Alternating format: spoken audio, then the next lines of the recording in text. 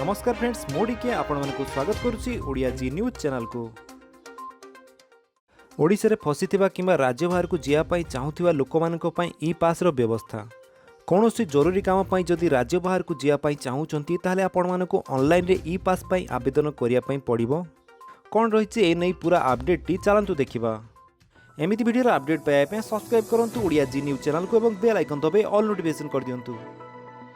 चिकित्सा और कौन जरूरी काम राज्य बाहर को जावाई चाहूले ई पास जोगाई दौरान राज्य सरकार। ई पास covid19.odisha.gov.in वेबसाइट रजिस्ट्रेशन करहब। सेठार आवेदनकारी को यात्रा बरणी और यात्री सविशेष तथ्य देवाई पड़ो। आवेदन कर सारापर यह जिला कर्तृपक्ष भेरीफाई करेंगे। आवेदन मंजूरी है आपंकर ई पास को सही वेबसाइट देखिपारे और चाहिए डाउनलोड और प्रिंट भी बाहर करेंगे। यह व्यतीत आपंकर ई पास नंबर और यात्री समस्त तथ्य आपको ईमेल किंबा मेसेज द्वारा जन दिज्व। तो जदि आप कौन जरूरी काम ओडिशा बाहर को जावाई चाहूँगी ताले आप ई पास आवेदन करें। ई पास टी आपण मैंने केमिति ऑनलाइन रे आवेदन करेंगे चलतु देखा। से आपको वेबसाइट को आसपा पड़ो जार नाम हूँ covid19odisha.gov.in।